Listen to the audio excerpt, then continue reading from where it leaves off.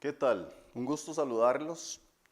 Al mismo tiempo, muy emocionado por continuar con esta fase de programas donde queremos que los niños del aula tengan una didáctica de la matemática en sí, no solamente dinámica, sino también recreativa, ¿verdad? Que ellos puedan visualizar la necesidad de las matemáticas como parte de su vida cotidiana y que le encuentren un verdadero sentido a lo que muchas veces solamente con símbolos pareciera como que se queda muy vacío. Aprovechando que se acaba de caer un elemento de este conjunto de cositas que tenemos en esta pizarra, una de las bases importantísimas de la historia de los números es precisamente cómo es que surgen los números. Y no podemos nosotros dejar de hablar de esto en la clase. Como docentes, la recomendación más importante, pienso yo, es que no le perdamos ese hilo conductor que viene desde muchísimo tiempo atrás, llevando una matemática aplicada a lo que el ser humano hace. Y podemos nosotros preguntar, bueno, ¿cómo surgieron los números? Ya eso lo hemos visto también en otros contextos. ¿Para qué sirven los números? ¿Cómo se usan los números? ¿Dónde se encuentran ellos? Entonces hoy, por ejemplo, tenemos no solamente la diapositiva como ejemplos de gráficos que hemos visto en distintas partes, sino en los complementos de nuestra vida cotidiana encontramos, como hemos dicho muchas veces, los números presentes. Pero ustedes pueden ver que acá no tenemos ningún símbolo numérico, no tenemos ninguna representación numérica, pero sí tenemos números acá. ¿Por qué? Porque los números reflejan cantidades, cuántos elementos hay en cierta área, en cierto conjunto, en cierta región, en cierto campo, en cierto espacio. Por ejemplo, en esta lámina que se encuentra acá, tenemos dos tipos de elementos. Tenemos estas piezas que vienen siendo como piedras, ¿verdad? Claro que son de un material plástico, pero reflejan algo así como piedras, piedras preciosas. Y si no sabemos contar, nosotros no podríamos decir cuántas de esas piedras tenemos en esta lámina. Y tampoco podríamos decir cuántos tenemos en esta. Un niño, obviamente, que empieza a indagar en las matemáticas, empieza a explorar las matemáticas, lo primero que hace es que coge las fichitas y ve, ¿y para qué sirven esas fichitas y cómo se juega con ellas? Porque siempre dentro del espíritu de todo niño y de toda niña hay el deseo de jugar. Por eso es que no podemos perder de vista nosotros ese elemento, ese complemento del aprendizaje. Pero cuando ya despertamos en ellos la curiosidad, ya podemos perfectamente introducir las matemáticas numéricas, los conceptos numéricos, la utilidad de los números. Y podemos hablar de que si nosotros podemos asignarle a cada uno de estos elementos una posición o un lugar o una determinada categoría, podríamos decir que aquí tenemos 4 componentes del mismo tipo y podemos tomarlos 1, 2, 3 y 4. Ese que se cayó allá. Y podríamos nosotros llevarlos perfectamente a una posición donde podríamos perfectamente colocarlos en un encierro, ¿verdad? Acá, por decir algo. Este podemos nosotros llevarlo para acá y aprovechando que tenemos ahora otro tipo de elementos, podríamos encerrarlos. Los encerramos y formamos algo diferente que simplemente ver los elementos repartidos en un espacio. Algo diferente que sería, de ahí un nuevo concepto. El concepto de conjunto. Pero eso es un conjunto de cosas, es un conjunto de objetos. En este caso son paletas. Pero en sí también podríamos ponerle un código a cada una de las paletas, un código numérico, y decimos 1, 2, 3, 4, 5, 6, 7, 8, y es un conjunto de 8 paletas. Pero es un conjunto, es un encierro que representa una cierta separación de elementos de acuerdo a un código determinado. Entonces ahí tenemos nosotros un concepto nuevo, un conjunto. Aquí de nuevo tenemos tantos como otros. En este caso no los voy a soltar, simplemente los vamos a contar. Ahí podríamos nosotros preguntar, como cuántos pueden haber de esas piedritas. Tendríamos que buscar alguna estrategia de conteo. Entonces ya surge una forma de acomodar los elementos para tratar de encontrarles un orden. Podríamos ver que estos están en fila y podríamos contarlos 1, 2, 3, 4. Podríamos ver que estos están en grupitos 1, 2, 3, 4. Podríamos ver que aquí hay otra fila 1, 2, 3, 4. Y me quedan estos formando un triángulo. Y vea qué interesante, la mente nos lleva a nosotros como a agrupar en zonas. Y luego viene un elemento muy importante en el estudio de las matemáticas y es, ¿qué puedo hacer más? Además de identificar elementos con números, con códigos, con símbolos y poder agruparlos, ¿qué más puedo hacer con los números? Bueno, puedo perfectamente utilizarlos para determinar agrupaciones. Y esas agrupaciones son las que nosotros muchas veces denominamos con el símbolo de más, el símbolo de suma.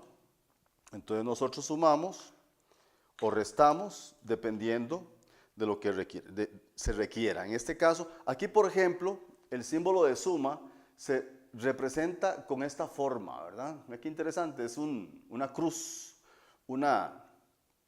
que es completamente simétrica en ese caso.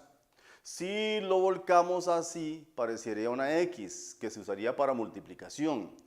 Luego, la resta es un solo segmentito, ¿verdad? Y luego el símbolo de igual, que también va a ser un símbolo utilizado dentro de todo lo que son las operaciones que podemos hacer con los números. Y así se pueden hacer diferentes cosas. Ahora yo podría agrupar estas paletas que están en este conjunto y estas paletas que están acá. Y realizaríamos lo que llamamos nosotros una operación de suma. Pero simplemente es contar todo, es como agrupar todo. Es muy fácil, la suma obviamente es una de las operaciones básicas más interesantes y más sencillas, pero en la historia de la humanidad ha sido una de las más importantes y todavía hoy es sumamente importante, sumar. Y en la vida tenemos que sumar emociones, sumar triunfos, sumar cosas bonitas, sumar alegría, sumar felicidad. Por eso es que la suma tiende a ser como una de las operaciones preferidas de muchos. Podemos entonces decir que tenemos 1, 2, 3, 4, 5, 6, 7, 8. 1, 2, 3, 4, 5 y 6. 8 más 6, entonces teníamos que agrupar en total y decir qué cantidad tenemos de paletas. 8 más 6 serían 14. Y de nuevo surge la necesidad de representar simbólicamente esos conteos que se hacen. Entonces surgen los símbolos, ¿verdad? El símbolo que se usa para el número 2. El que se usa para el número 1 y después se juntan ellos y se forman un número representado con dos símbolos numéricos, que en este caso por la posición que usted también va a ir conociendo, se representa como el 18. Pero ve qué interesante, se dice 18, como que no se dice el 10 completo, 10 y 8, ¿verdad? Es como que hagamos una suma mental, 10 más 8, 18. 10 y 9, 19, 10 más 9. Y estos símbolos que se van juntando, usando otros dos símbolos, generan precisamente este tipo de representación. Por aquí tenemos otros, ¿verdad? En otros colores, que también los colores pueden jugar un papel importante. En este caso, al 9 se le pone una barrita debajo para que no se confunda con el 6, porque si se le diera vuelta, se confunde. Por eso se identifica con una barrita para saber que ese es el 9. El 11, 1 y 1. Ve que esta es muy interesante porque en otras civilizaciones 1 y 1 tendería a considerarse como 2. Pero en nuestro sistema de numeración, ¿verdad? Indoarábigo, 1 y 1 juntos, así unidos como estos, representan 10 y 1. Pero ve que aquí cambia la pronunciación. 10 y 1 no se dice 11, se dice 11. Es un código alfabético diferente para poder designar esta representación numérica. Igual que el 12. El 12 ya no se dice 10 y 2, como el 16, como el 17, 18 y 19. Porque del 15 para abajo, no sé si habían pensado en eso, pero se pronuncia sin decir el 10. Se dice 10, brincamos a 11, 12, 13, 14 y 15. Y del 15 en adelante, entonces se pronuncia el 10 y 6, 10 y 7, 10 y 8, 19, y cuando ya se llega al 20, cambia completamente toda la estrategia, ¿verdad? Entonces es distinto la relación que existe en la escritura de los números con respecto a la codificación o representación simbólica de los mismos. Pero vea qué bonito. Usted puede buscar elementos de todo tipo. Hemos jugado con estas piedritas, con paletas, pero también podemos trabajar con este tipo de símbolos. Nos vamos a llevar el encierro para acá. Aquí podríamos hacer un encierro a medias, digamos que unos adentro y otros afuera.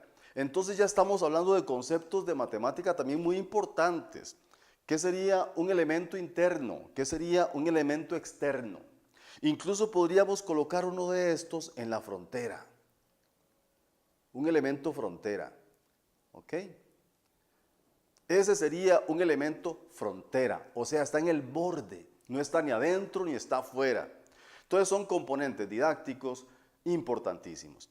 También existen posibilidades de que usted pueda buscar cómo agrupar las cosas, qué sé yo, envases, tarritos, ¿verdad?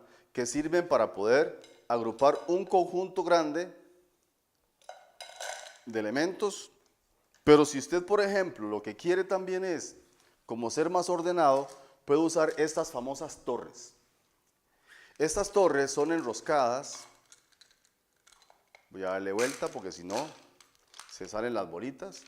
Estas son enroscadas y vea que dentro contiene unas bolitas de cristal, ¿verdad? La idea es que si todas las bolitas están en un solo conjunto y quiero agruparlas, entonces las puedo acomodar en estas. ¿Qué operaciones estaríamos desarrollando nosotros si pasamos de un montón de bolinchas a agruparlas en cajitas como estas? Por ejemplo, vamos a ponerlas por acá. Tenemos una, tenemos dos y tenemos tres y obviamente tenemos cuatro.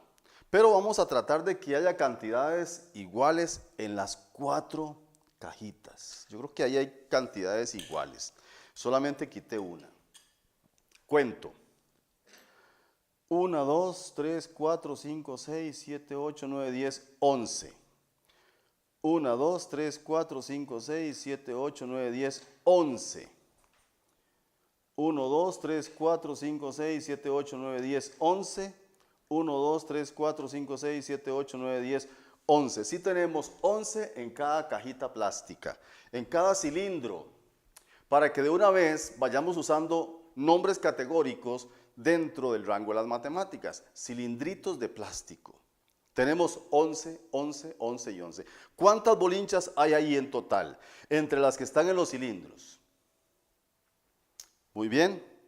Tendríamos entonces 44 bolinchas. ¿Ve qué interesante? Las matemáticas son eso precisamente, son ordenarnos, son categóricamente agrupar diferentes componentes, diferentes elementos para encontrarle la gracia. Vamos a ver qué otro tipo de elementos tenemos acá. Ya vimos, por ejemplo, dónde están las matemáticas. En la mano, que contiene 5 elementos, ¿verdad? En la ropa que tiene botones, nuestros ojos, que son 2, una sola nariz. ¿Se imagina lo que anda a hacer con 2 narices? Y puede ser, pues se puede dar. Tendríamos más aire posiblemente, o nos ahogaríamos más rápido. Son cosas curiosas que podrían surgir, pero eventualmente nosotros tenemos una sola nariz, 2 orificios de la nariz. Dientes, hay que contarlos, a algunos les falta alguno, ¿verdad? Pero el asunto es que ahí está la matemática, en nuestro cuerpo, en nuestra forma de vestir, en los diferentes componentes. Preguntas interesantes que podemos nosotros analizar con los estudiantes en el aula, en la mediación pedagógica. Características de los números. ¿Cuántos existen? ¿Cuántos números existen? Imagínese usted, por ejemplo, acá, yo tengo fichas numeradas. ¿Se imagina usted que pongamos nosotros a un grupo de personas a numerar fichas? Aquí tengo el 4, aquí tengo el 45, el 78, el 35, el 14, el 67. Pero imagínense que pusiéramos a las personas con estos tuquitos de madera a ponerle números y que estén todos los números posibles. ¿Cuándo terminaríamos de hacer ese trabajo? Nunca. ¿Por qué? Porque son infinitos. Pero esa respuesta tiene que darle al estudiante en el aula. Porque el docente sí sabe que el conteo es sumar y sumar y sumar y agregar, y que los números prácticamente son infinitos, son como la arena del mar, como las estrellas, pero el niño tiene que sacar esa deducción. Veamos nuevamente otra pregunta que puede surgir. ¿Cómo se ordenan o se acomodan? ¿A quién se le ocurrió poner los números ordenados 1, 2, 3, 4, los enteros al menos, los naturales? Y luego los enteros se inventaron unos negativos que luego veremos más adelante. Pero empecemos con los números naturales. ¿Quién fue el que empezó a ordenarlos 1, 2, 3? ¿Por qué no se ordenaron diferente? ¿Por qué no empezaron con el 10? ¿Por qué no empezaron con el 45? ¿Ves? Son preguntas curiosas. ¿Por qué es que los números empiezan con el 1? O luego con el 0. El conjunto que estaba inicialmente, antes de que usted viera la pizarra con los elementos, estaba así. Quitemos el elemento frontera, estaba así. ¿Cuántos elementos contiene ese conjunto? Vamos a subirla un poquito para que podamos verla. Aquí, sí, aquí se ve perfectamente bien. Supongamos que este sea un conjunto. ¿Cuántos elementos hay dentro? Ninguno. Pues nosotros ocupamos un símbolo para ese ninguno. El símbolo es el 0, ¿verdad? El símbolo es el 0 y usted sabe cómo se representa. El 0 se representa con una ruedita, a veces lo adornan, a veces lo decoran. Tenemos un 0 muy histórico a nivel de Latinoamérica, que es el 0 maya, muy famoso. Y entonces el 0 tiene una representación simbólica importante.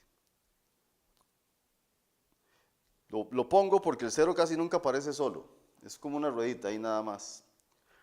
Pero si aparece un conjunto así y el 0 adentro, ya contiene un elemento.